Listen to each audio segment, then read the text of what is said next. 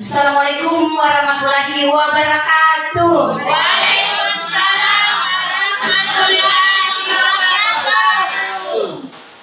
Selamat pagi Bapak Ibu Guru. Bagaimana kabarnya semua Bapak Ibu Guru?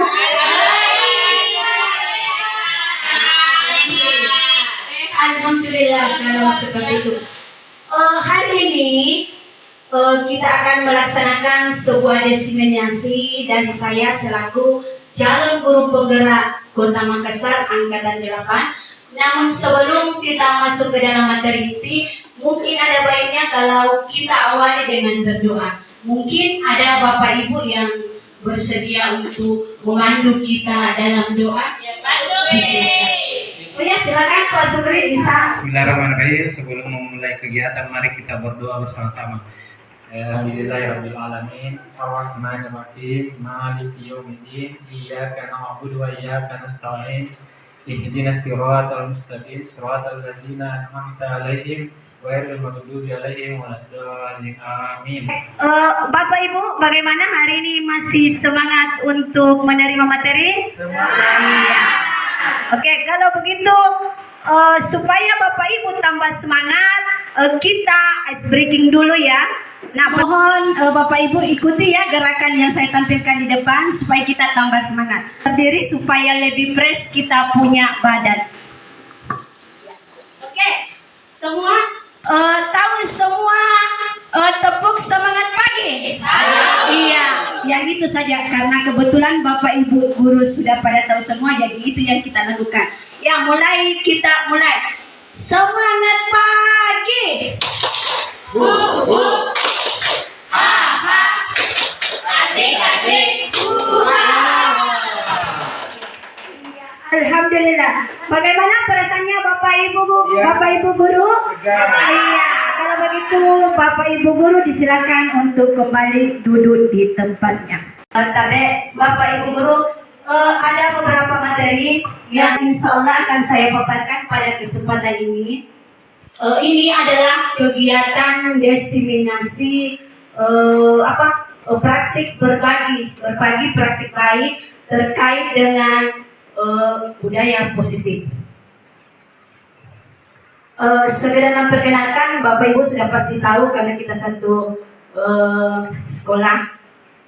Kebetulan sekarang saya adalah calon guru penggerak Angkatan 8 dan saya berdoa ke depannya semoga teman-teman di sekolah lebih banyak lagi yang tertarik untuk ikut mendaftar sebagai calon guru penggerak. Kenapa? Menjadi seorang guru penggerak itu banyak manfaat yang akan kita bawa baik kepada diri kita maupun kepada anak-anak didik kita kelak. Seperti itu Bapak Ibu guru. Pada kesempatan ini saya akan memaparkan bagaimana cara menerapkan budaya positif baik di lingkungan sekolah ataupun di lingkungan yang paling khusus kita tangani. Biasanya kalau kita adalah wali kelas ya, berarti penerapan di dalam kelas kita sendiri.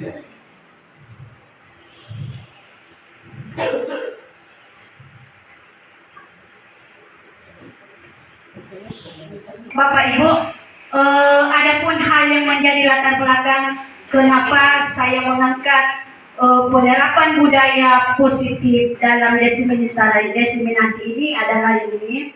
Tapi kita kenal siapa Ki Hajar Dewantara. Ki Hajar Dewantara kita kenal sebagai Bapak Pendidikan di Indonesia. Beliaulah sebagai prakarsa pendidikan sehingga Indonesia sekarang semua masyarakat bisa menikmati pendidikan. Latar belakangnya adalah menurut Bapak Ki Hajar Dewantara, pendidikan adalah menuntun segala kekuatan kodrat, baik itu kodrat alam ataupun kodrat zaman, agar mereka atau anak kita mencapai keselamatan dan kebahagiaan setinggi-tingginya.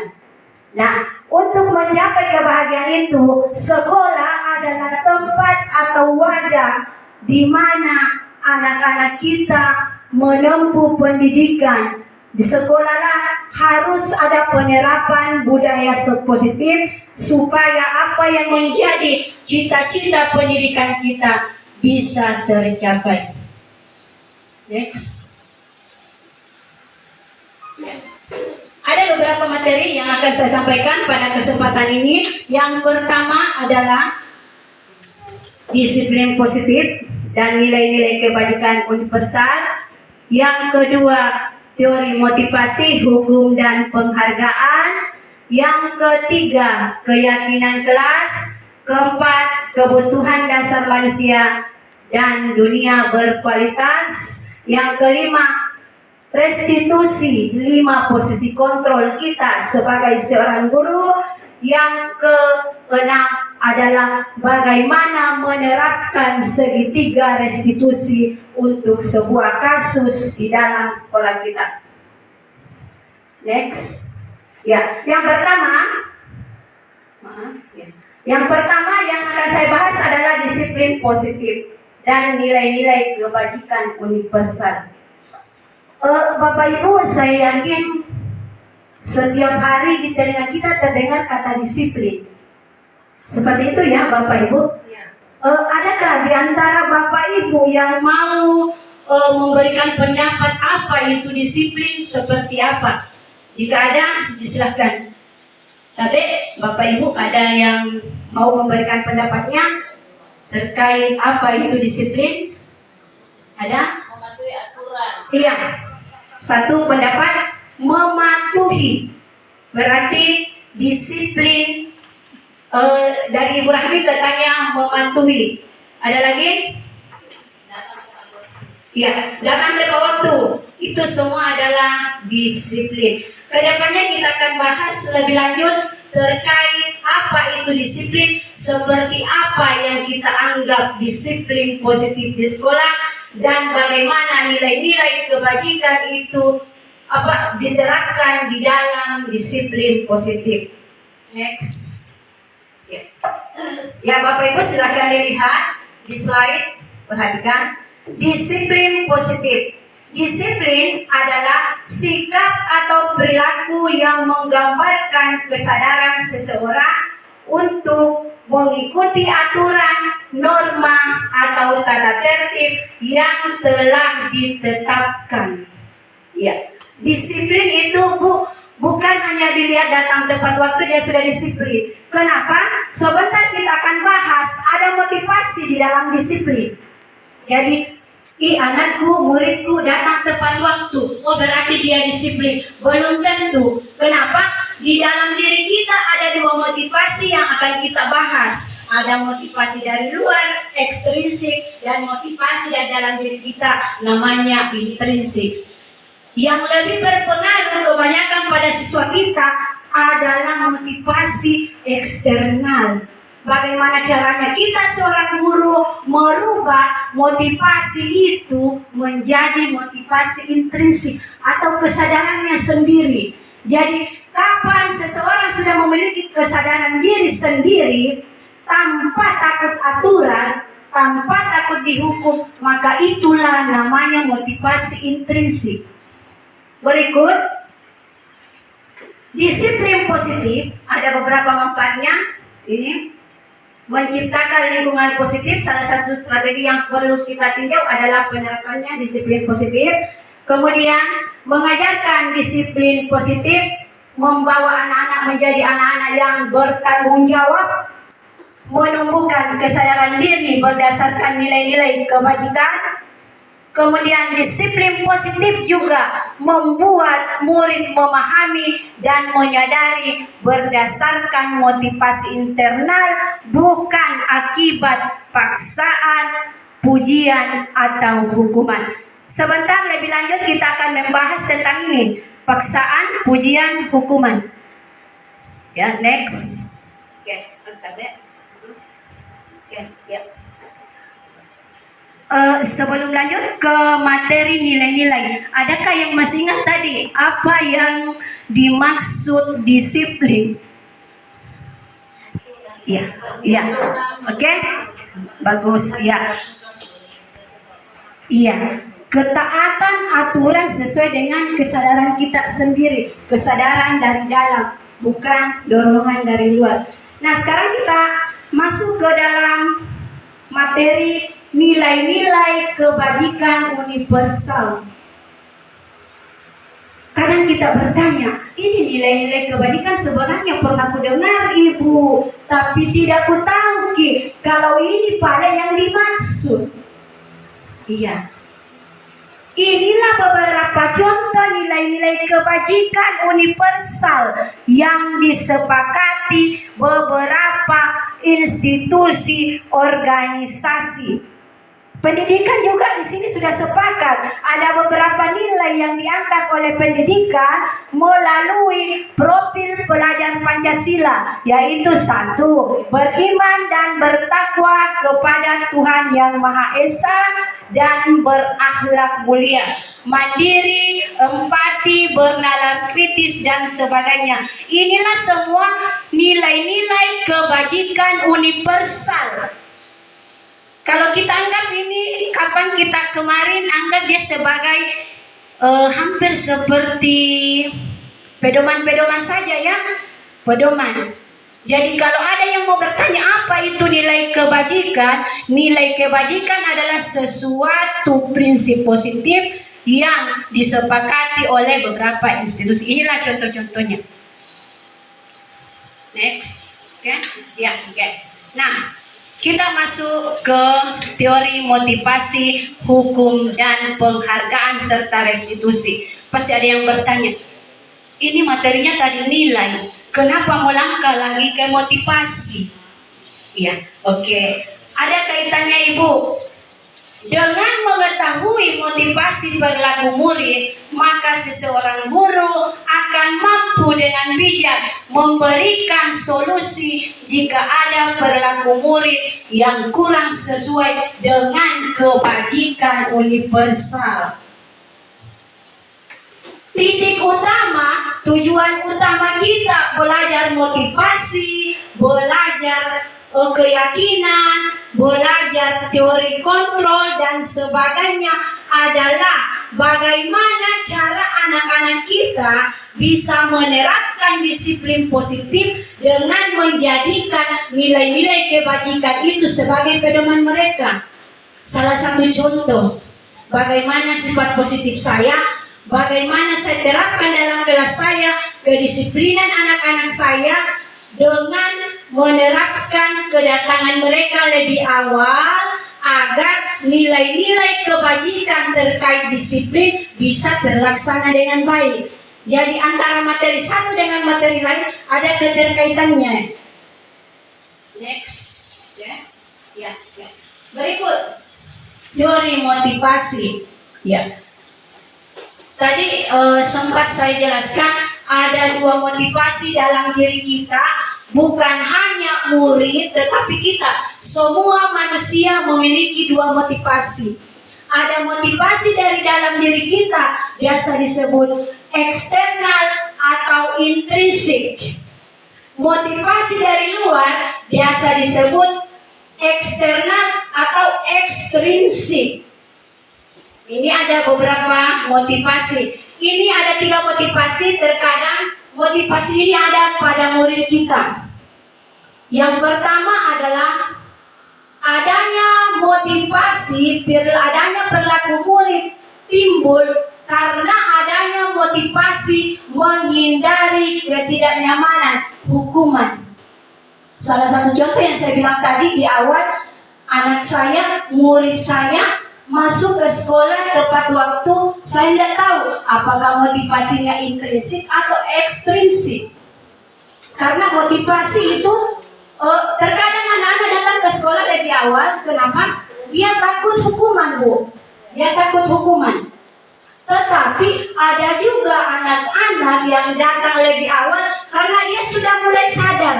Saya datang ke sekolah, manfaatnya besar untuk saya. Demikian pun kita guru.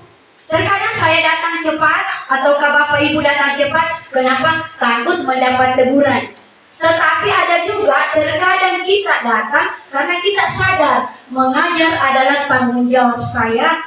yang harus saya pertanggungjawabkan dunia akhirat. Berikutnya, motivasi yang kedua yang terkadang mempengaruhi perilaku siswa kita adalah untuk mendapatkan imbalan dari orang lain atau institusi.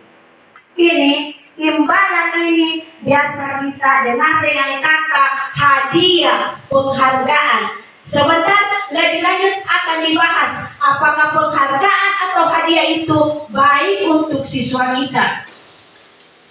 Salah satu contoh misalnya, terkadang anak-anak itu ingin mendapatkan imbalan.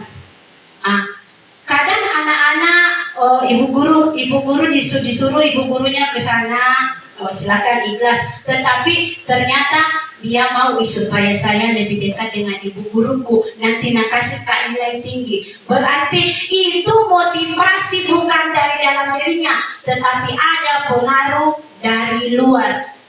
Kemudian motivasi yang ketiga adalah untuk menghargai dirinya. Ini yang lebih positif, Bu.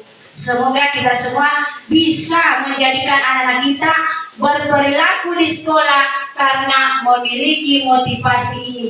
Motivasi untuk diri sendiri atau motivasi intrinsik. Sekarang lanjut ke hukum, konsekuensi, dan restitusi. Sebelumnya saya lihat Bapak Ibu kayaknya loyo ya. Nah, Bapak Ibu tadi terkait hukuman, konsekuensi, dan restitusi. Sering kita dengar kata hukuman, konsekuensi, dan restitusi. Tetapi terkadang kita guru-guru, terkadang kita itu keliru dalam membedakan yang mana hukuman, yang mana konsekuensi. Iya, kedua-duanya ini, Bu, hukuman dan konsekuensi sebenarnya tidak bagus untuk penerapan budaya positif. Yang bagus nanti adalah ini, restitusi. Atau Bapak Ibu ada yang bisa memberikan pendapat tentang hukuman? Apa itu hukuman? Seperti apa itu hukuman? Ya, silakan Bapak Ibu. Ya, silakan.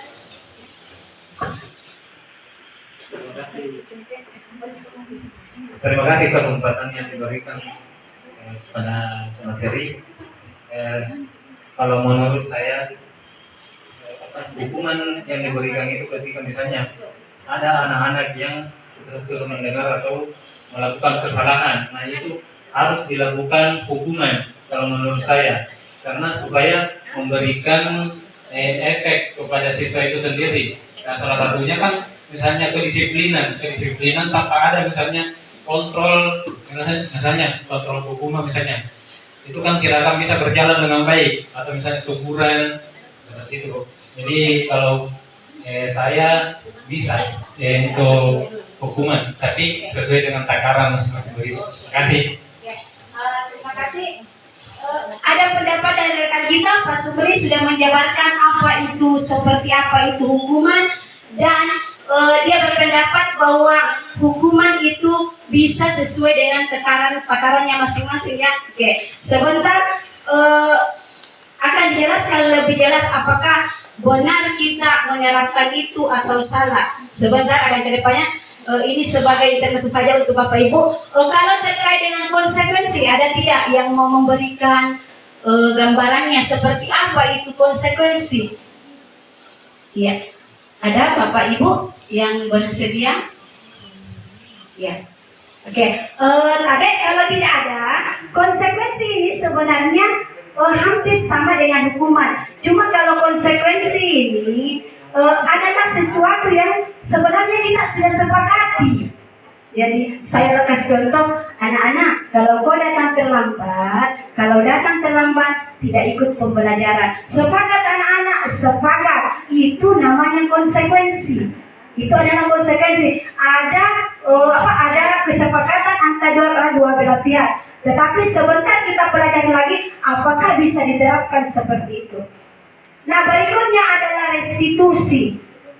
Restitusi itu semacam apa? Anak-anak yang melakukan kesalahan atau berlaku menyimpang diberikan pilihan.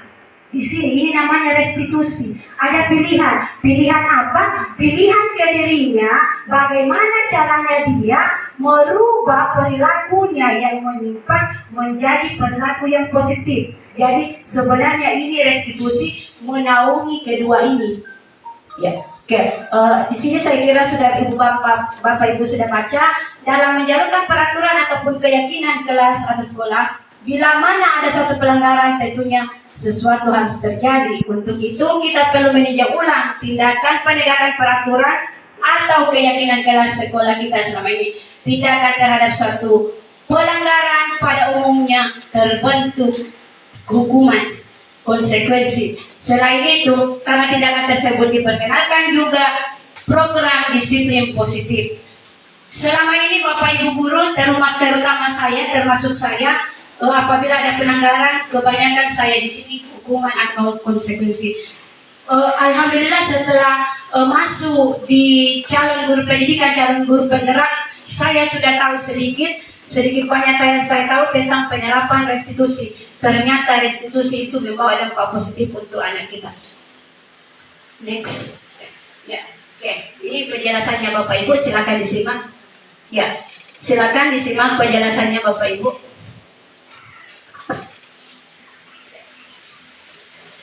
Perbedaan hukuman, konsekuensi, dan restitusi. Ya. Hukuman, kapan kita memberikan hukuman berarti kita anggap identitas anak-anak kita gagal.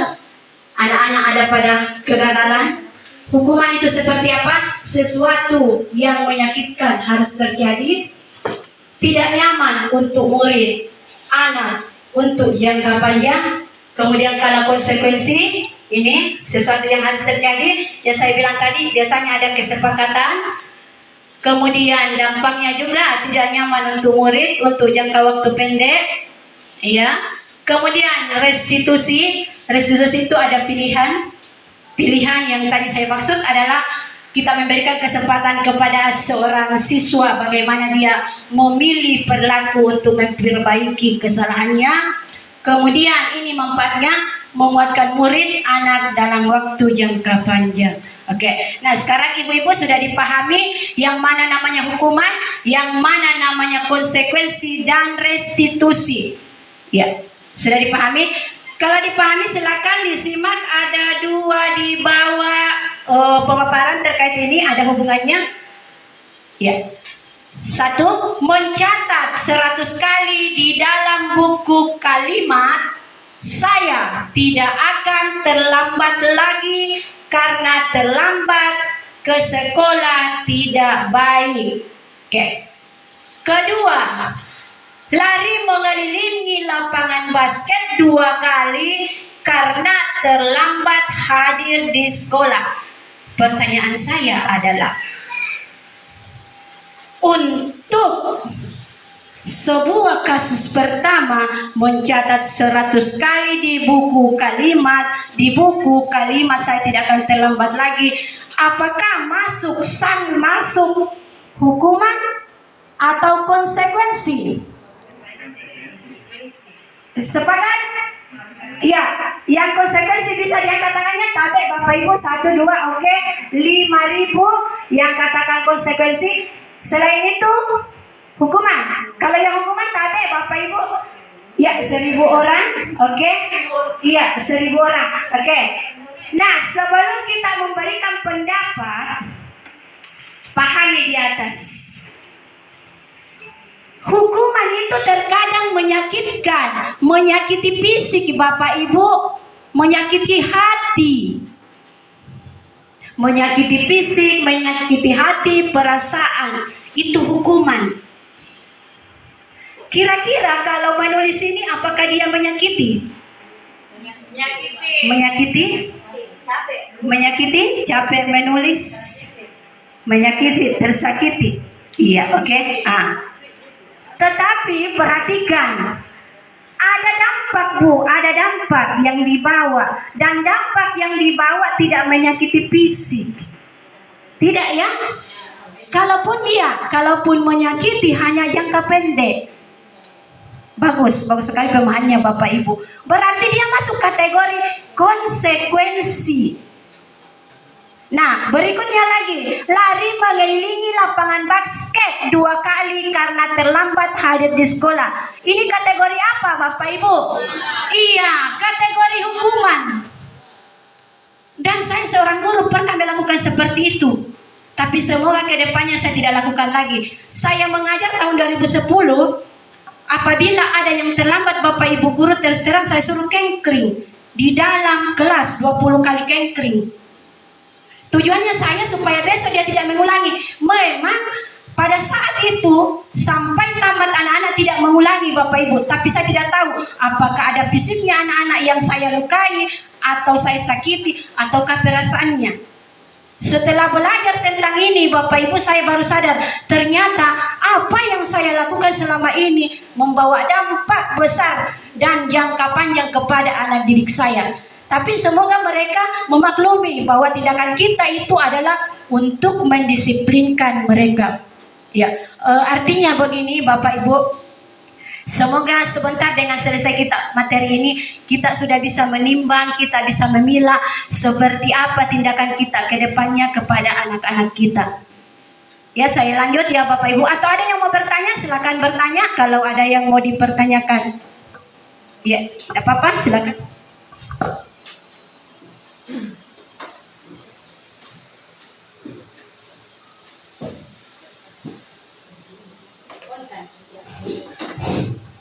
Oke, terima kasih kesempatan yang diberikan kepada saya. Pertanyaan saya simpel, cuma saya mau ini adalah bagaimana perilaku anak tersebut saya bisa membedakan bahwa siswa tersebut itu melakukan semacam peraturan, bahwa ini adalah peraturan saya lakukan karena untuk pribadi saya sendiri, bukan karena paksaan dari guru atau aturan yang ada. Kemudian yang kedua adalah membedakannya itu, apakah aturan itu anak-anak seperti saya, contohnya ya, saya kasih tugas, ya saya memberi tugas, kemudian di antara itu, di antara 30 siswa itu ada 3 orang yang tidak melaksanakan. Kemudian saya memberikan semacam hukuman. Ya, semacam hukuman. Oke lah, pada hari berikutnya dia melaksanakan. Apakah tindakan saya itu sebagai guru yang terlalu dengan aturan yang ada atau bagaimana? Ataukah saya minta saran kepada Ibu Asmi bagaimana giat-giat saya untuk ke depan, karena selama ini saya selalu membuat aturan di dalam kelas bahwa apa yang saya infokan atau apa yang saya informasikan kepada mereka harus dilaksanakan tepat waktu. Saya kira itu saja. Terima kasih. Wassalamualaikum warahmatullahi wabarakatuh. Waalaikumsalam warahmatullahi wabarakatuh. Aplaus dulu untuk Ibu Jumaria. Iya, Masya Allah Bu Jumaria, mantap sekali pertanyaannya. Kalau saya dengar sekitar ada 3 pertanyaan ya, kalau saya rangkum di kepala saya. Ya, pertanyaan pertama dari Ibu Jum adalah seperti ini. Ibu guru, bagaimana cara mengetahui seorang anak itu bertindak karena apa, Ibu guru? Apakah karena motivasi dari dalam atau dari luar? Seperti itu ya, Ibu Jumaria. Ya, oke. Untuk mengetahui apakah itu motivasi intrinsik atau ekstrinsik, itu sebenarnya kembali kepada pribadi kita. Nah, itulah tadi tujuan utama kita, bagaimana kita menerapkan disiplin positif supaya anak-anak itu motivasi intrinsiknya muncul atau keluar lebih dominan daripada ekstrinsik. Nah, tugas kita adalah bagaimana kita merubah yang tadinya itu ekstrinsik, motivasinya terlambat karena takut dihukum, lama-kelamaan diterapkan, akhirnya menjadi kesadaran individu sendiri. Itu kalau mengetahui secara detail apakah intrinsik atau ekstrinsik, itu tidak bisa kita tebak karena hati manusia kita tidak ada yang tahu. Hanya tugas kita sebagai guru bagaimana merubah Yang tadinya motivasi eksternal berubah ke dalam internal. Oke, seperti itu ya Ibu Jumaria untuk pertanyaan yang pertama. Kemudian ada pertanyaan yang kedua seperti ini. Ibu Guru, bagaimana jika selama ini saya biasa ada tugas ke anak-anak, ternyata sekitar 30 orang tidak mengerjakan. Akhirnya Ibu Guru hari itu juga saya hukum ke 30 orang itu. Ke 30 orang anak itu saya hukum. Apa dampak yang saya peroleh Ibu Guru adalah besok mereka sudah rajin. Ya, seperti itu. Apakah yang kulakukan benar apa salah? Seandainya saya sudah membahas lebih jauh terkait dengan penghargaan, hukum dan sebagainya, tanpa kita pertanyakan kita akan tahu jawabannya. Cuma kan kita belum masuk ke materi. Tapi saya jawab duluan.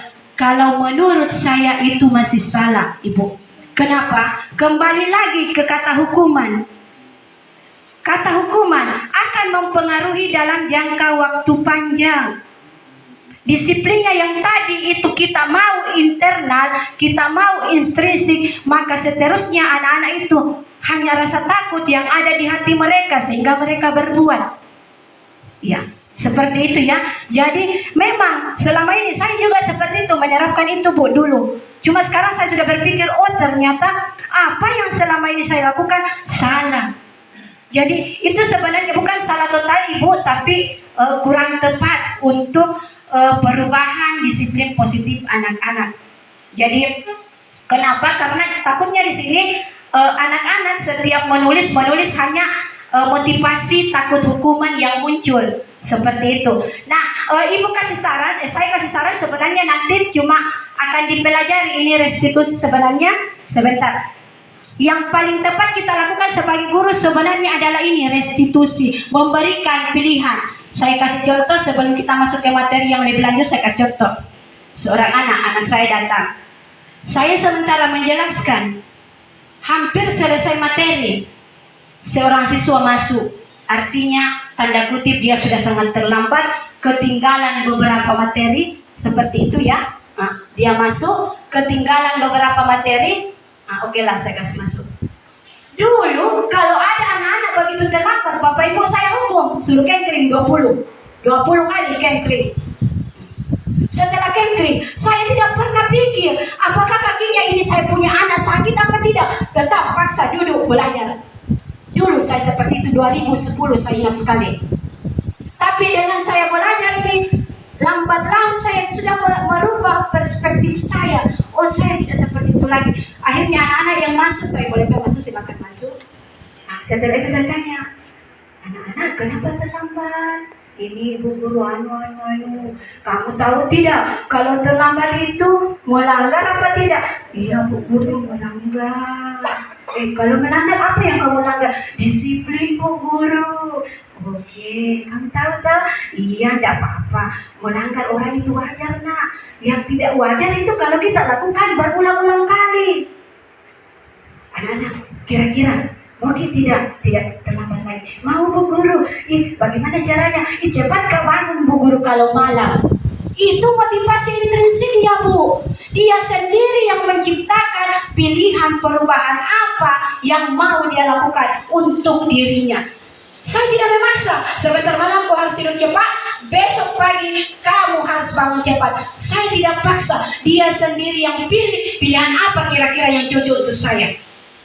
Karena dia yang tahu, dia yang berperilaku, dia yang tahu penyebabnya, dia yang melakukan, dia yang dapat akibatnya. Pasti dia sendiri yang akan bagaimana mencarikan solusi. Kita guru hanya mengarahkan saja. Kita arahkan seperti ini. Muncul mereka punya pemikiran tersendiri. Ya, seperti itu.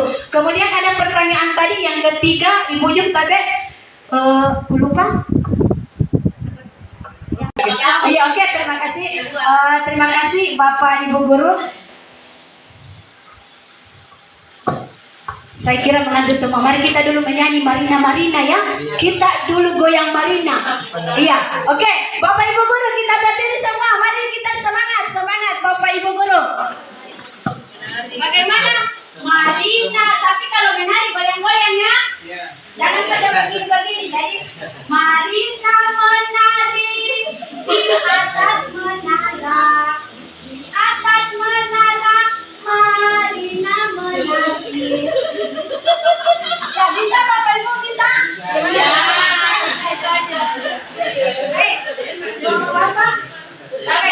Bapak-bapak jangan kalah mulai ya, jangan ibu-ibu. Jangan serahkan bapak-bapak yang pikir mulai.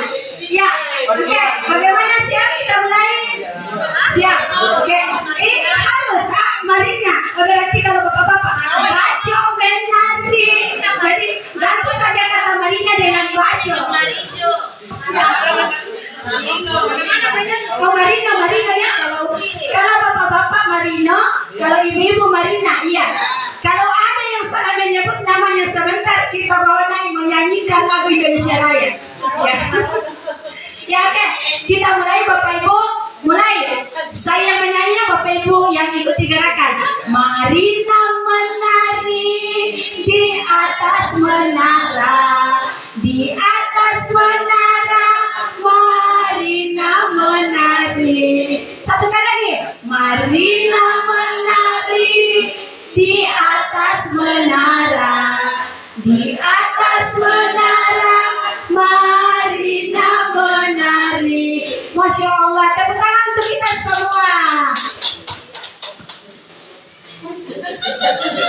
Bagaimana Bapak Ibu?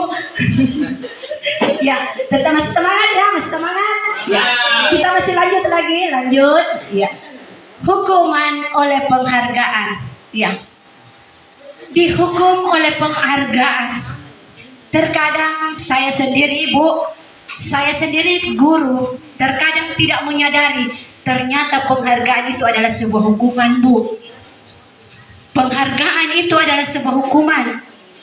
Kenapa sekarang IKM kurikulum merdeka tidak menekankan kita pemberian perankingan? Karena ini kurikulum 2013 juga tidak menekankan kita memberikan perankingan. Karena ini dulu kita tidak paham kenapa ternyata hukuman memberikan penghargaan adalah sebuah hukuman bu. Kita baca silakan.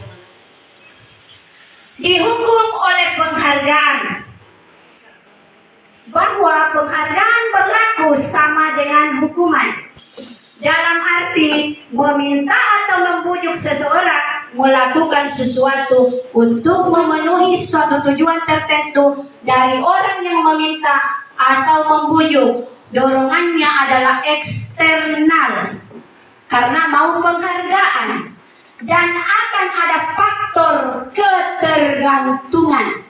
Jadi ada dua dampak bu, eksternal karena menunggu penghargaan, dan ada ketergantungan. Kapan dia tidak dikasih penghargaan lagi, layu dia punya semangat. Seperti itu maksudnya. Nah, beberapa pernyataan tentang tindakan memberikan penghargaan yang dinilai sama dengan menghukum adalah salah satunya adalah ini. Penghargaan merusak hubungan. Yang mana dibilang penghargaan merusak hukuman? Yang satu, nah kerja tugasnya dapat 80 kasih digula-gula. Yang satu, nah kerja tugasnya dapat 50 tidak ku kasih digula-gula. Baku bombeki. Akhirnya apa? Dalam kelas hubungan mereka tidak bagus. Berikutnya, pengaruh jangka pendeknya. Itulah tadi pengaruh jangka pendek. Karena adanya dorongan eksternal, ketergantungan nih. Itu pina mau bekerja kalau dikasih gula-gula, itu pina mau bekerja kalau dikasih hadiah. Itu pengaruhnya Bapak Ibu. Berikutnya, pengaruh jangka panjang juga. Masuk juga ke ketergantungan. Kreativitasnya malas nih, kenapa? Tidak sama nih dulu itu guruku dibawa. Dulu tuh nak kasih ke gula-gula. Ini tuh tidak nih. Akhirnya berpengaruh terus jangka panjang. Kemudian penghargaan itu menghukum.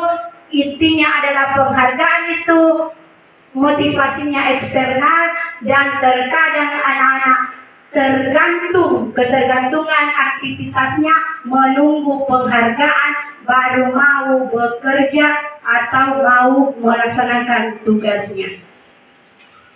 Next, oke. Di sini Bu Guru ada video.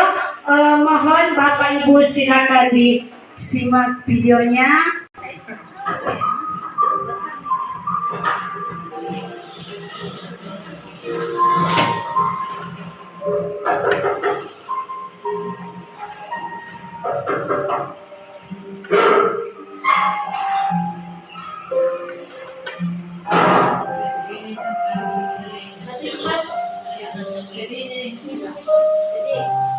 Panas? Sudah panas? Sini.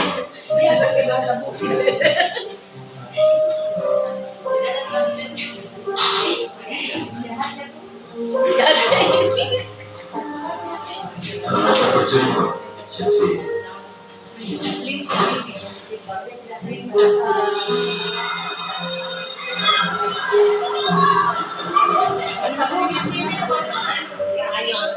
Punya videonya pakai bahasa Bugis, jadi kita tidak paham. Terlambat lagi. Berikutnya lagi, hari berikutnya. Itu lagi.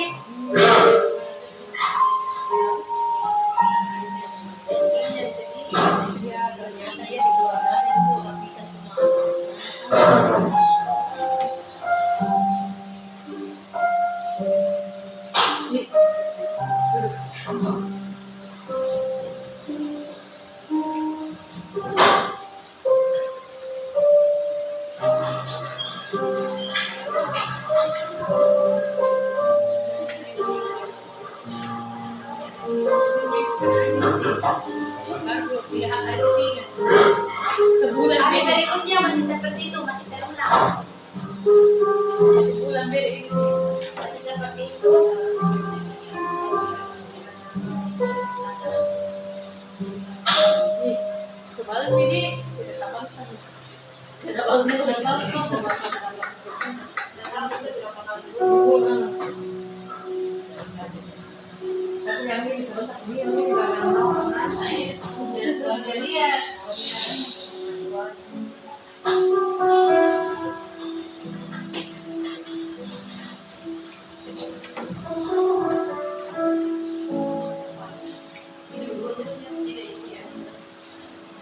Ini hari berikutnya lagi. Jadi berarti ini hari yang keempat. Ini sudah hari yang keempat ini. Ya.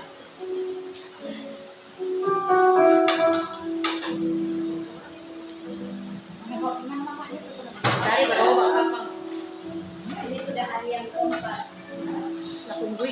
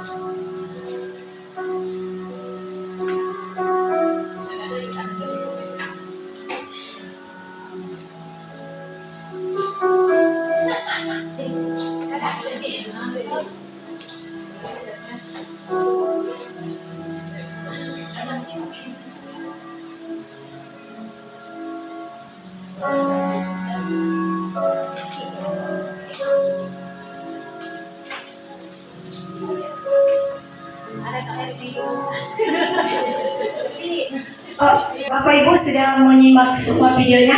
Sudah. Iya. Saya kira setelah menyimak video ini kita semua baru sadar, termasuk saya.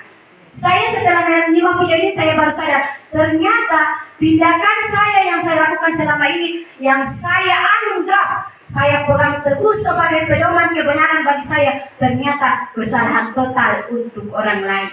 Ya, seperti ini. Ini kenapa? Kenapa saya tampilkan video ini? Ini terkait motivasi perilaku orang. Jadi, Bapak Ibu, sebelum kita menghukum, sebelum kita memberikan konsekuensi ataupun restitusi kepada anak-anak kita, cobalah kita melihat dulu motivasi perilaku apa yang mereka kerjakan sehingga ada perilaku mereka yang menyimpang. Ini intinya dari video ini. Jadi kenapa kita harus tahu motivasi perilaku setiap siswa kita agar kita lebih bijak dalam memberikan solusi kepada anak didik kita terkait penyimpangan perilaku mereka. Saya kira kita lanjut ke materi berikutnya. Ya, kita masuk ke dalam materi yang paling ditunggu-tunggu Bapak Ibu, yaitu bagaimana membuat keyakinan kelas. Ya, perhatikan. Materi berikutnya adalah keyakinan kelas. Keyakinan kelas itu kadang terbayang di otak kita, apakah saya sudah kerja? Sebenarnya sebagian besar kita sudah mengerjakan, cuma pikiran kita, keyakinan ini adalah tertuang dalam tata tertib kelas kita. Seperti itu ya. Rata-rata kita punya tata tertib, dan pasti kita bilang itu keyakinan kelasku, tata tertibku mi. Nah, kita akan membahas lebih jauh tentang ini. Keyakinan kelas. Mengapa tidak peraturan saja? Mengapa harus kata keyakinan? Ini. Kenapa? Kenapa tidak tulis saja membuat peraturan kelas? Kenapa harus membuat keyakinan kelas? Kenapa? Kenapa? Kalau di pikiran saya, kata peraturan itu lebih identik dengan kata hukuman. Peraturan dilanggar, hukuman. Jadi mungkin ini semua paradigma pendidikan kita merubah kata peraturan kelas menjadi keyakinan karena untuk merubah image kita, pemikiran kita terhadap kata-kata itu. Nah, selain itu ini, mengapa bukan peraturan saja? Mengapa harus keyakinan? Hal ini adalah untuk mendukung agar motivasi intrinsik setiap anak kembali ke dirinya sesuai dengan nilai-nilai keyakinan yang lebih menggerakkan seseorang dibanding mengikuti peraturan-peraturan. Ya, kita akan bahas kenapa keyakinan. Oke. Next, oke. Sekarang perhatikan. Keyakinan kelas. Dalam membuat keyakinan kelas itu, guru ini berperan di sini. Bapak Ibu kita berperan di sini. Mewujudkan bagaimana caranya ini terbentuk. Jadi kita berperan di sini, bukan kita yang membentuk. Selama ini siapa yang membentuk tata tertib? Guru. Jadi mulai sekarang bukan guru yang membentuk, tetapi kita mewujudkan saja terbentuknya. Yang membentuk keyakinan adalah murid kita sendiri bersama dengan kita sesuai dengan kesepakatan kita semua. Saya akui Bu, menjadi guru selama ini tata tertib saya terpajang di situ tata tertib kelas. Ada berapa poin? 8. Siapa yang susun? Saya. Tidak pernah terpikirkan di hatiku apakah anakku sanggup dengan tata tertib ini. Tidak pernah. Tetapi dengan belajar keyakinan kelas, mari kita rubah paradigma berpikir kita terkait dengan aturan dalam kelas kita. Jadi mulai sekarang Bapak Ibu, mohon keyakinan dalam kelas kita harus kita sepakati dulu, baru kita pajang di dinding.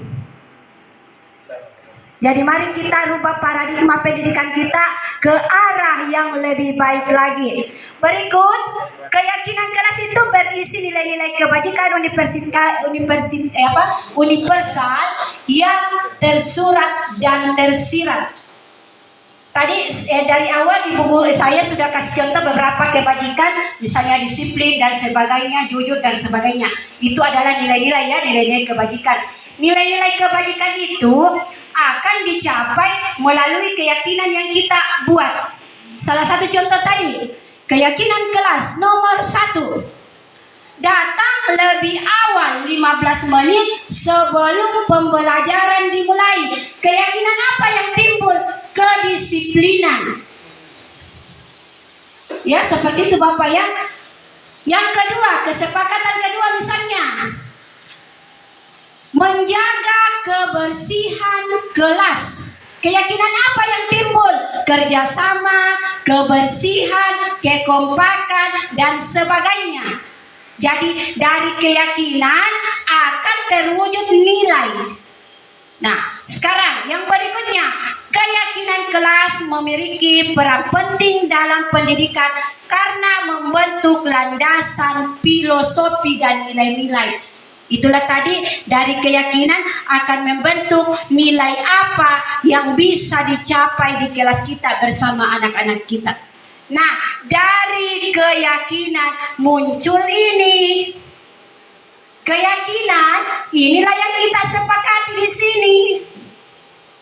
Jadi jangan kita tampilkan dulu tata tertib sebelum kita sepakati. Jangan tampilkan keyakinan kelas sebelum kita sepakati. Dan mari kita sepakat Bapak Ibu, yang dulunya kita gunakan kata peraturan kelas, tata tertib kelas, mari kita rubah menjadi keyakinan atau kesepakatan kelas, supaya bahasanya lebih lebih menyeluruh ke anak-anak, artinya tidak identik dengan hukuman. Next. Keyakinan kelas, salah satu prosedur utama adalah ini, pembentukan keyakinan, gantilah kalimat-kalimat yang negatif menjadi positif. Keyakinan kelas berupa pernyataan-pernyataan. Contoh ini ada contohnya. Ya. Dalam membuat keyakinan, Bapak Ibu, ganti kalimat negatif menjadi positif. Contoh, jangan datang terlambat. Sama dengan ini, jangan berlalu koridor, diganti dengan berjalanlah di kelas atau koridor. Jadi sebisa mungkin hilangkan kata negatif, kata jangan. Awas kalau naik ini, sebentar saya hukum. Ganti dengan positif. Jangan membuang sampah sembarang tempat. Rubah menjadi buanglah sampah pada tempatnya. Jadi rubah kata-kata negatif menjadi kata-kata yang lebih positif. Saya kira itu. Next, kita ice breaking lagi.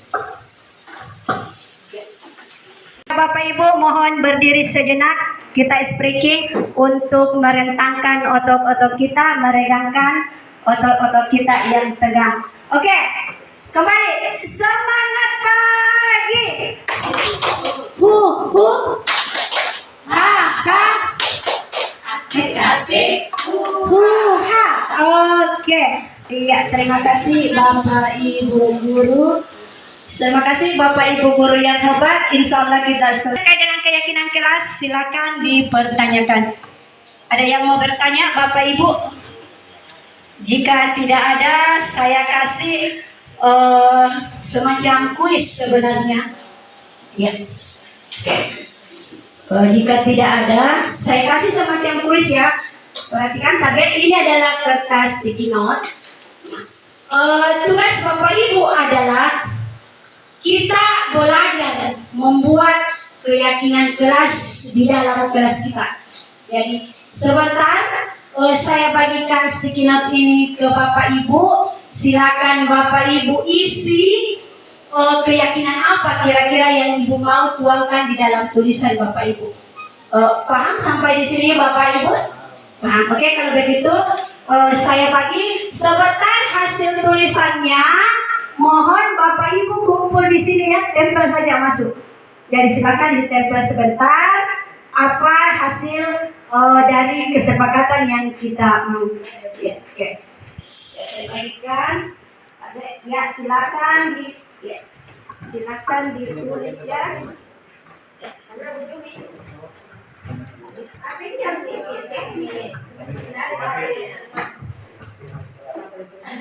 Keyakinan kelas apa yang kita mau tulis, terserah kita.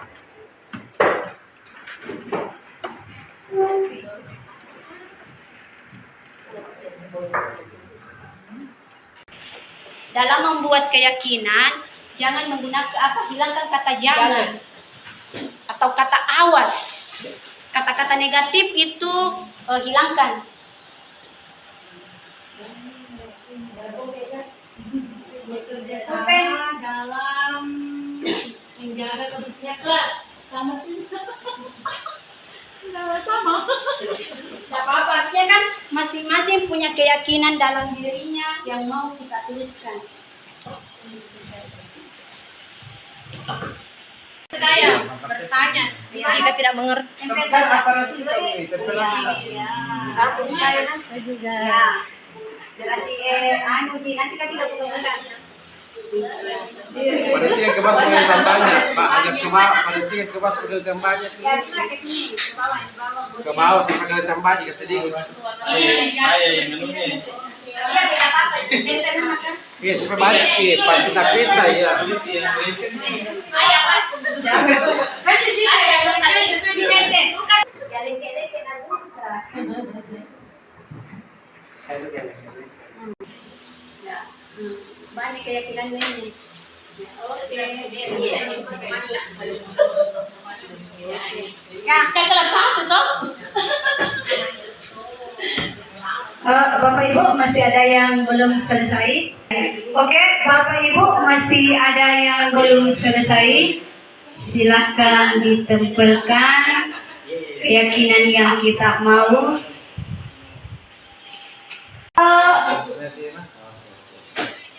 Tujuannya ini Ibu Bapak Ibu kenapa? Siap. Tujuannya ini kenapa kita belajar bagaimana membuat keyakinan kelas supaya kedepannya kita akan membuat keyakinan bersama-sama kita terapkan di kelas kita masing-masing. Nah, saya baca satu-satu ya. Ada yang menuliskan budaya sikap saling menghormati sesama teman. Iya, bisa. Bisa di situ poin 1, saling menghormati guru atau bisa menghormati guru dan teman. Bisa. Kemudian buanglah sampah pada tempatnya. Iya, bagus. Ini mulai besok kita hadir lebih awal. Ini bisa hadirlah lebih awal di sekolah. Ini bertanya jika tidak dimengerti. Kemudian apa ini? Berbicaralah dengan lembut. Iya, bisa lembut atau bisa sopan. Iya. Mengingatkan teman jika melakukan kesalahan. Belajar menulis yang rapi. Ini kalau belajar menulis yang rapi, ini kita masukkan saja ke dalam kegiatan inti pembelajarannya. Ini keyakinan kelas berikutnya, bekerja samalah dalam menjaga kebersihan. Sama tadi, buanglah sampah pada tempatnya, sama ya. Kemudian belajar dengan cara bersungguh-sungguh. Ya, ini bisa dikasih sama tadi dengan belajar menulis. Kemudian bersih itu sehat. Bersih itu sehat. Itu bukan sebuah pernyataan yang menginginkan menginginkan tindakan langsung. Ya, ini seperti ya slogan biasa kita pasang-pasang di papan bicara kita ya. Bersih itu sehat. Senyum adalah bagian dari ibadah. Ini bagus dipasang untuk papan-papan mading atau papan bicara kita nantinya. Kemudian berikut, siswa harus hindari bully. Bisa membuli adalah hal yang negatif atau yang tidak baik. Jadi silaturahmi sama dengan kerjasama tadi. Ya, seperti itu. Terima kasih untuk Bapak Ibu. Tepuk tangan untuk kita semua sebagai penyemangat diri kita. Ya.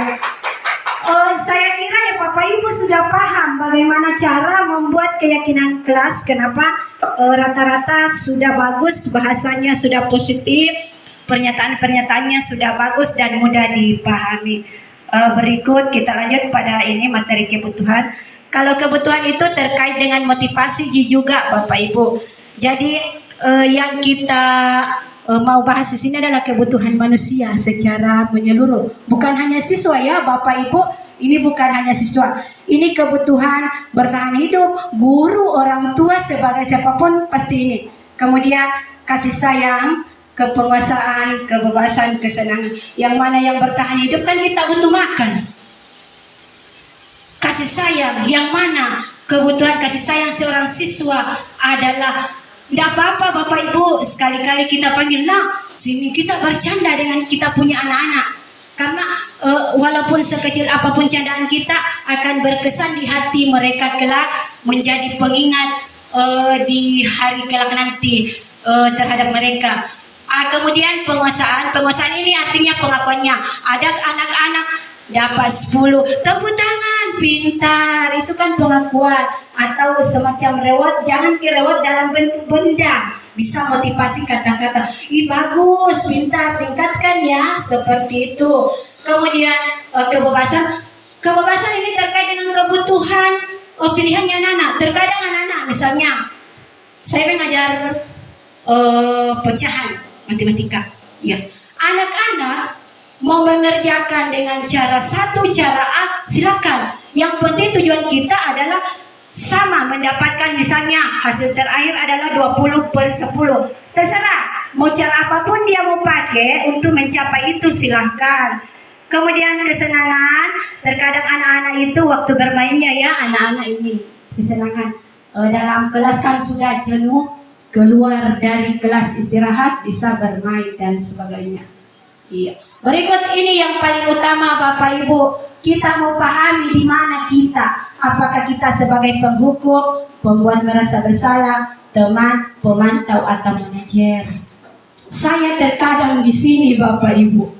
Saya sadari diriku, saya kebanyakan di penghukum. Ya, untuk melihat di mana posisi kita, silakan Bapak Ibu perhatikan slide-nya. Ya, ini ada pembanding Bapak Ibu, silakan dilihat. Seperti apa itu penghukum? Iya, ini penghukum selalu menghardik. Awas kau. Ini penghukum. Kalau kamu tidak melakukannya, awas, rasakan. Itu penghukum menghardik, nada keras, dan saya terus terang biasa seperti itu. Kemudian ini hasilnya, jika kita selalu menghukum anak-anak, dalam hati mereka akan memberontak. Memang tidak ada anak-anak yang melawan kita secara langsung, apalagi masih anak SD, mereka masih kecil, tetapi ada di dalam hati mereka rasa dendam, akan mereka simpan. Berikutnya ini murid yang meletakkan guru di luar dunia berkualitas, artinya mereka menganggap guruku itu tidak baik. Ini ya. Kemudian berikutnya murid akan berkata lama kelamaan setelah capek dihukum, biarkan mi hukum mat terus. Seperti itu, dampaknya ini akan mengulangi kesalahan yang sama karena sudah terbiasa dihukum. Jadi anak-anak yang sudah terbiasa dihukum, kalau dicubit biasa ji, seperti jangan gigit semut. Ya, ini pembuat orang bersalah biasa datang, ona ndak malu-malu ku itu ku dong, ndak kasihan ku sama ibu guru kalau ditegur ke sama pak kepala sekolah gara-gara kita. Itu posisi kita sebagai membuat orang atau siswa kita merasa bersalah, menyadari iya di kasihan ku sama ibu guru sebentar ini. Kemudian sebagai teman ini kadang kita datang, anak-anak bagaimana kalau anu kita begini di bagaimana dia apa itu, seperti itu. Kemudian pemantau ini kadang kita memberikan aturan-aturan, kita hanya memantau, tidak mengarahkan dengan maksimal saja, hanya mau langsung melihat hasilnya. Nah, ini hasilnya apa? Anak-anak akan menyesuaikan diri jika diawasi. Kalau di sini posisi pemantau itu sebenarnya negatif juga. Kenapa? Pusat penguji Pak, ada Ibu Asmi datang. Saya biasa di sini juga. Pagi-pagi, anak-anak pungut sampah. Berarti posisiku pemantau. Datang, coba kok, ada Ibu Asmi pungut sampah. Itu Pina mau bekerja kalau ada Kak, karena dia merasa diawasi. Nih. Posisi yang paling aman dan paling bagus, paling positif adalah ini Bu. Ini. Kita ambil teman dan pemantau, ini intinya sebagai manajer, mengajukan pertanyaan-pertanyaan yang positif, apa yang diyakini, menguatkan pribadi. Kalau mau sukses nak begini kenapa kamu langgar? Nah, Melanggar itu nak tidak apa-apa Ji, yang penting jangan kiulangi. Ini jadi jangan pakai ambil gini dua. Bapak Ibu guru ndak usah ambil ini penghukum dengan ini. Lebih baik kita fokus kepada ini sebagai teman pemantau, dan lebih afdal lagi tugas kita sebagai guru apabila kita ada di posisi manajer ini. Di sisi manajer, nah kita ambil nih sebagai teman, kita ambil juga sebagai pemantau. Disinilah posisi paling aman dan paling bagus. Ya, oke. Next, oke. Ya, ada kegiatan, Tabet? Oke. Nah sekarang tadi ini mohon Bapak Ibu guru perhatikan. Saya kecewa sekali dengan kamu. Kira-kira posisi apa di sini? Iya. Saya kecewa sekali dengan kamu, nak. Nah, apakah kamu tidak kasihan dengan ibu? Di sini berarti dia posisinya pembuat merasa bersalah. Oke, nih. Kamu tidak pernah benar melakukannya. Dia di posisi, dia di posisi penghukum. Ini, ayolah lakukan demi ibu atau bapak. Dia seperti posisi teman-teman, iya kan? Ini apakah kamu mendapatkan stiker bintang hari ini? Berarti dia masuk di pemantau. Kemudian bagaimana kamu menyelesaikan? Ini sudah masuk. Oh, iya. Kamu selalu yang paling terakhir. Ini juga menghukum ini Bu. Iya. Oke. Saya kira Bapak Ibu sudah paham posisinya. Iya. Kemudian sudah jawab tadi ya. 5 posisi kontrol. Ya, perhatikan dari kelima posisi kontrol, guru menggunakan posisi kontrol manajer. Posisi ini, di mana guru di sini berbuat sesuatu bersama dengan murid, mempersilahkan murid bertanggung perilakunya, kemudian mendukung agar dapat menemukan solusi, kemudian juga mengacu pada restitusi. Jadi kalau kita jadi manajer ini, berbuat bersama guru, kemudian bersama murid, kemudian mempersilahkan murid untuk mencari solusinya sendiri. Solusi apa yang mereka mau terhadap kesalahan mereka, kemudian mendukung solusi apa yang mereka lakukan. Jadi ini posisi manajer, kita sama-sama melakukan bagaimana cara mengatasi masalah itu dengan cara membiarkan murid mencari solusi yang lebih tepat untuk dirinya, kemudian mempertanggungjawabkan perilakunya, dan kita mendukung apa yang mereka lakukan. Ya, segitiga restitusi ini yang paling terakhir Bapak Ibu, restitusi. Ini yang tadi saya bahas di awal, hukuman, penghargaan, konsekuensi, ini restitusi yang paling ujung. Restitusi tadi saya bilang restitusi itu memberikan pilihan kepada siswa terkait perilaku menyimpang mereka, bagaimana cara mereka sendiri sesuai kesadaran intrinsik mereka sendiri untuk keluar dari kesalahan itu. Ya, segitiga restitusi. Guru yang berperan sebagai manajer menggunakan segitiga restitusi dalam penyelesaian masalah. Ada 3 tahapan Bapak Ibu ini. Ada namanya menstabilkan identitas, validasi tindakan, menanyakan keyakinan. Iya. Setelah ada mengetahui tentang apa itu restitusi, tentunya akan mengetahui bagaimana cara melakukannya. Dia negosiasi ini telah merancang sebuah tahapan. Jadi sudah terancang tahu ini yang membuat ini segitiga, yang merancang tahapan segitiga adalah ini Jim Gosen dalam bukunya Restitution. Ya, Restitution ya. Tujuan utama dari restitusi adalah ini. Tujuannya adalah menghasilkan murid yang mandiri dan bertanggung jawab. Yang mana mandiri dan bertanggung jawab? Maksudnya ini Bapak Ibu, tujuan restitusi adalah menciptakan murid yang mandiri dan bertanggung jawab, mandiri mencari solusi yang sesuai dengan kemampuan dia, menyelesaikan masalahnya, kemudian bertanggung jawab terhadap apa yang mereka lakukan. Itu tujuan utamanya. Ya, lanjut, ini namanya segitiga restitusi Bapak Ibu. Ini ada 3 ini, menstabilkan identitas. Terkadang seperti ini. Datang anak-anakku terlambat. Assalamualaikum.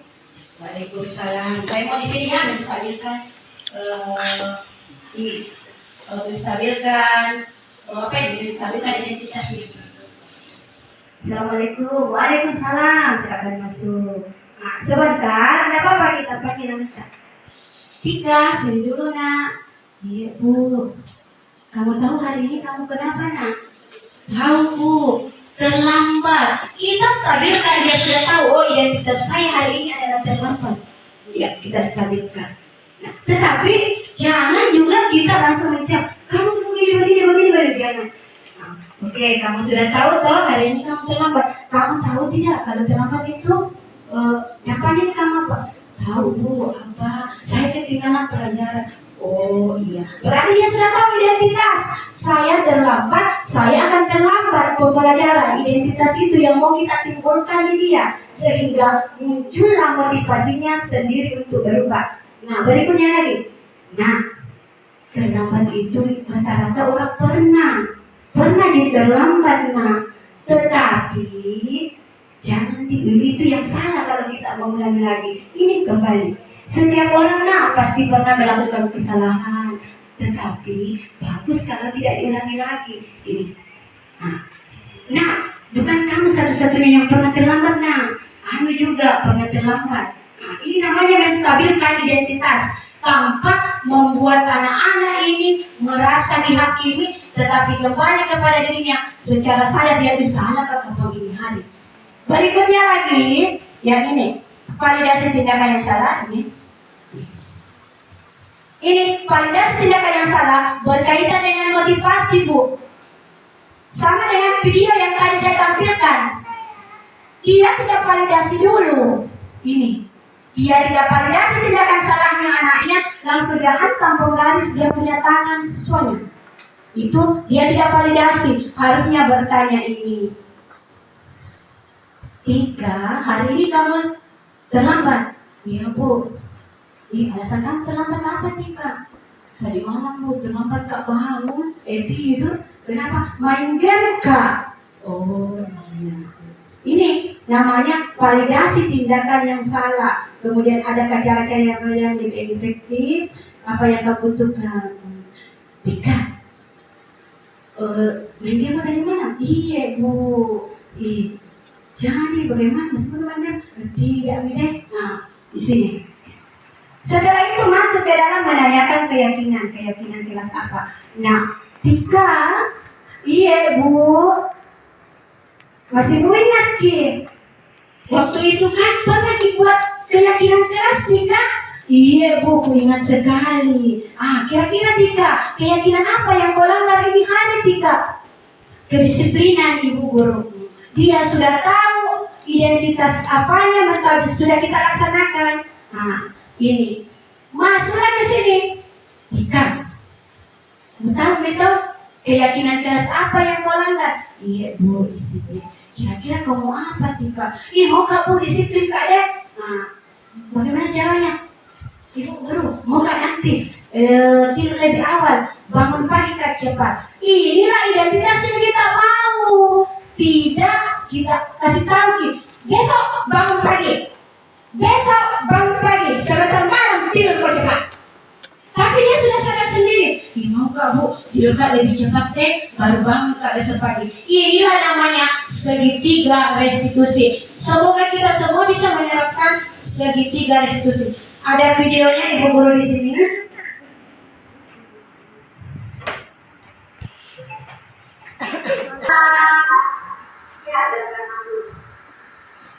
Sering-sering ya saya ingat selamat.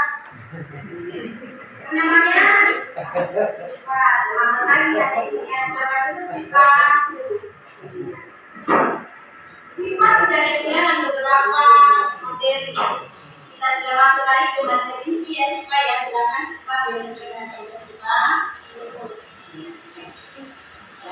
Nah, ya. Video ini menggambarkan satu kasus. Kasusnya apa? Kasus seorang anak yang sering-sering terlambat masuk sekolah. Artinya apa? Keyakinan kelas terkait nilai kedisiplinan dia selalu langgar. Iya. Tapi posisi kita di sini adalah jangan kita langsung menghukum, tetapi kita berupaya bagaimana kita melakukan segitiga restitusi tadi. Jadi pertama stabilkan dulu identitasnya supaya anak-anak tahu pelanggaran apa yang dia lakukan. hari itu. Kemudian yang kedua yang kita lakukan adalah validasi tindakan yang salah. Alasannya apa? Kenapa kamu terlambat? Nah, ini validasi dulu. Setelah kita menstabilkan identitas, validasi tindakan yang salah, anak-anak sudah tahu identitas kesalahannya apa, kemudian kita sudah tahu alasannya kenapa berbuat kesalahan, kita masuk ke tahap ketiga, menanyakan keyakinan. Setujukah anak-anak kita untuk berubah menjadi disiplin? Jika setuju, kira-kira solusi apa yang dia maui? Seperti itu ya Bapak Ibu. Lanjut ke video berikutnya ini.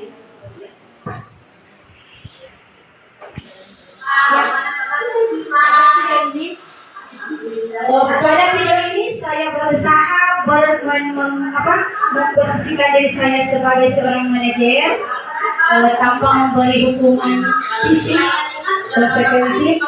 Tetapi dalam kegiatan ini saya memberikan pilihan kepada anak tersebut solusi apa yang dia maui untuk memperbaiki kesalahannya.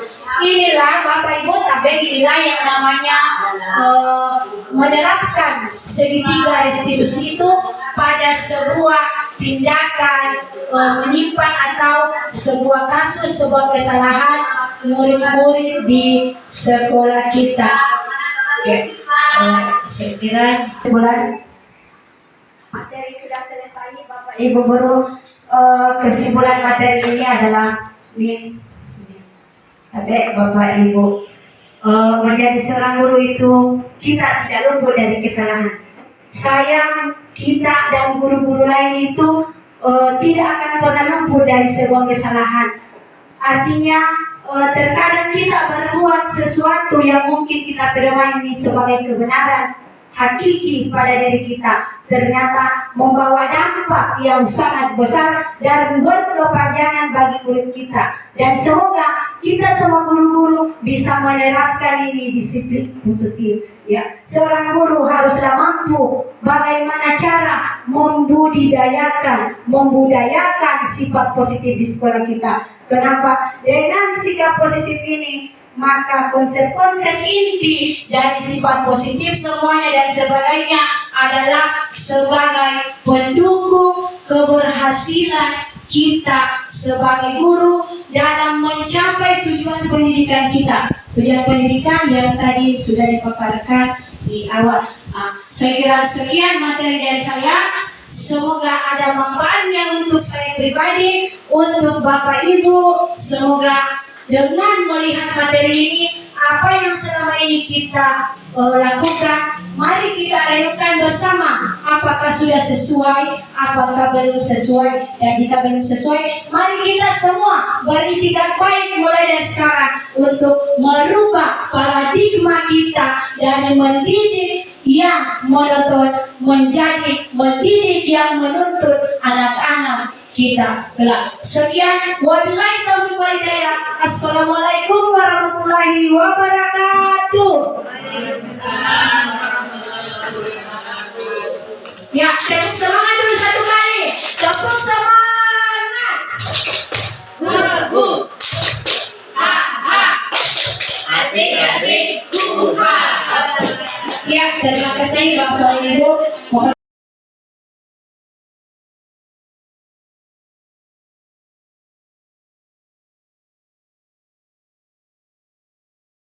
Bismillahirrahmanirrahim. Assalamualaikum anak-anak. Selamat pagi semua. Sebelum kita masuk pada kegiatan, bagaimana kalau kita semangat pagi? Caranya semangat pagi seperti ini ya, ikuti ibu guru. Semangat pagi. Ya. Ha. Bisa? Bisa. Ibu guru ulangi ya. Selamat pagi. Ya.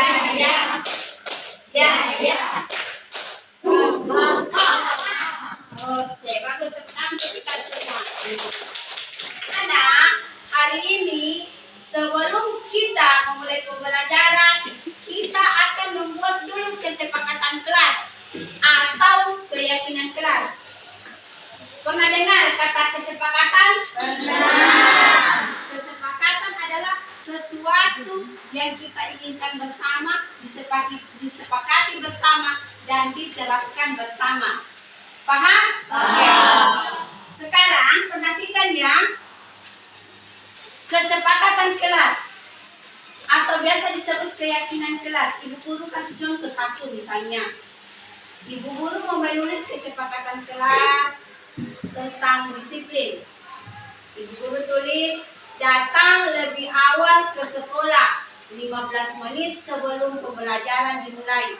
Itu salah satu contoh kesepakatan keyakinan kelas yang kita buat. Jadi sebentar anak-anakku akan ibu guru bagikan. Ini ada kertas note. Sebentar anak-anak silakan menulis kesepakatan seperti apa yang anak-anakku mau ya. Jadi silakan ditulis. Setelah ditulis, sebentar anak-anakku tempelkan di atas papan tulis. Nah, nanti kita baca bersama kesepakatan yang mana yang mau kita jadikan keyakinan di kelas kita. Paham sampai di sini? Paham. Kalau begitu ibu guru bagikan ya kertasnya.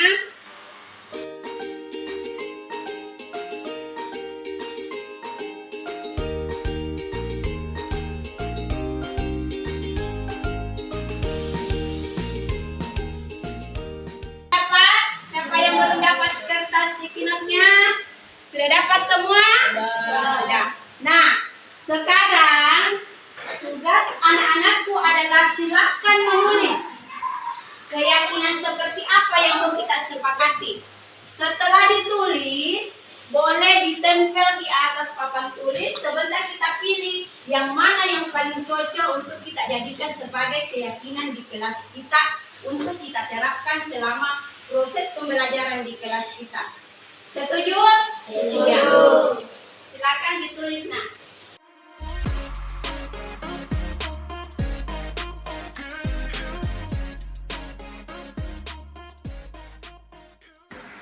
Ya, yang selesai silakan naik ditempelkan di atas. Ya, silakan ditempel. Ya, ditempel. Ya. Oke, ya. Yang selesai boleh duduk.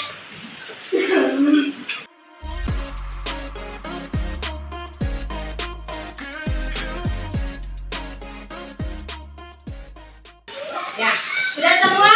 Sudah. Kalau begitu ibu guru baca satu-satu ya. Ibu guru baca, kemudian kita sepakati yang mana yang mau kita jadikan keyakinan kelas kita. Oke, kita sepakat? Sepakat. Kalau begitu ibu guru akan bacakan ya.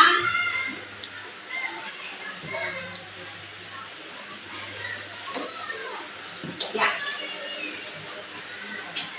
Muhammad Amirul, dia menulis sopan dan santun. Bagaimana?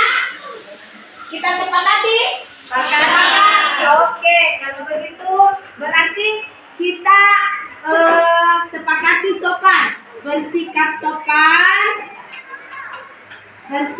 sopan dan santun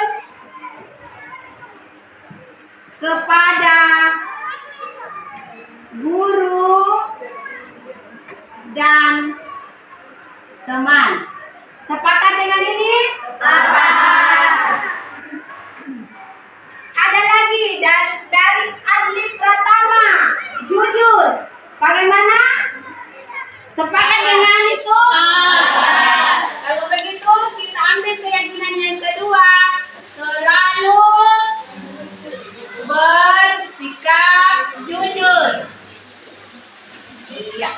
Saya ambil lagi yang agak jauh-jauh. Ya, ini ada sopan santun sama ada menjaga ketertiban kelas. Bagaimana, sepakat? Sepakat. Nah, kalau begitu kita tulis lagi kesepakatan yang ketiga. Bekerja sama menjaga ketertiban kelas.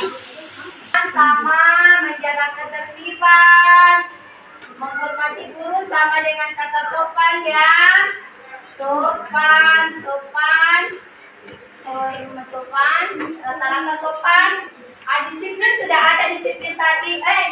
disiplin, perhatikan. Ada dari Aisyah. Disiplin. Ya. Kalau disiplin sepakat tidak? Sepakat.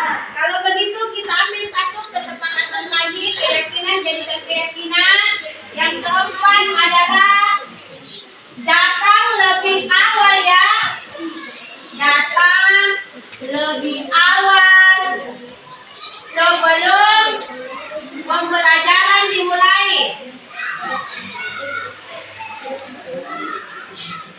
Sepakat dengan ini? Sepakat. Kita cari lagi yang tidak sama dengan yang lain. Ya, ini ada datang ke sekolah 15 menit sebelum pembelajaran dimulai ya. Jadi ingat, kita sepakat anak-anakku datang 15 menit ke sekolah sebelum pembelajaran dimulai. Sepakat ya? Sepakat. Disiplin. Nah, ini ada dari Asya.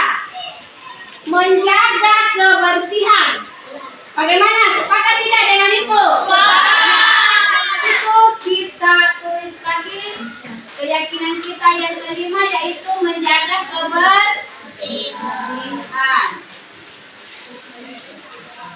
Iya, menjaga kebersihan.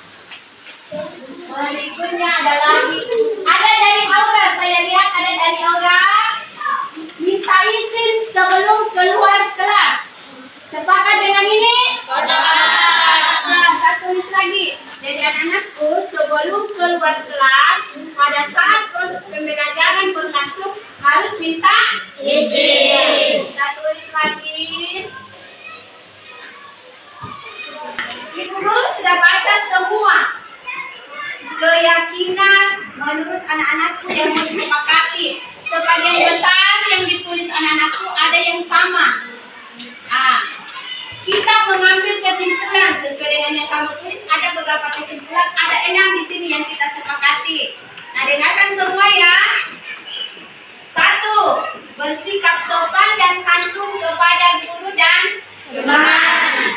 Jadi ingat, itu menjadi kesepakatan, kita jadikan keyakinan kelas kita. Yang kedua, selalu bersikap jujur. Jadi anak-anakku usahakan selalu bersikap jujur ya. Berikutnya lagi, bekerja sama dalam menjaga ketertiban kelas. Ya, berikutnya lagi, datang lebih awal sebelum pembelajaran dimulai. Usahakan anak-anakku datang di sekolah 15 menit sebelum pembelajaran dimulai ya. Sepakat dengan itu? Sepakat. Kemudian kesepakatan kita yang berikutnya yaitu menjaga kebersihan. Semua warga sekolah, warga kelas di sini harus bekerja sama menjaga kebersihan, baik itu di dalam kelas kita, di luar ataupun di lapangan ya. Berikutnya lagi yaitu yang terakhir, kesepakatan yang kita jadikan keyakinan adalah meminta izin jika mau keluar dari kelas pada saat proses pembelajaran berlangsung. Bagaimana? Sepakat dengan ini? Sepakat. Kalau begitu, kita jadikan sebagai keyakinan kita di dalam kelas, kita terapkan supaya proses pembelajaran kita berlangsung dengan baik. Nah, sekarang setelah itu, mari kita tepuk semangat lagi bersama-sama. Tepuk pagi. Ya. Oke, terima kasih anak-anak. Terima kasih. Alhamdulillah kesepakatan kelas kita sudah terbentuk. Sekarang kita sudah memiliki keyakinan untuk kita jadikan pedoman kita selama proses pembelajaran di kelas kita. Sekian, assalamualaikum warahmatullahi wabarakatuh. Waalaikumsalam warahmatullahi wabarakatuh.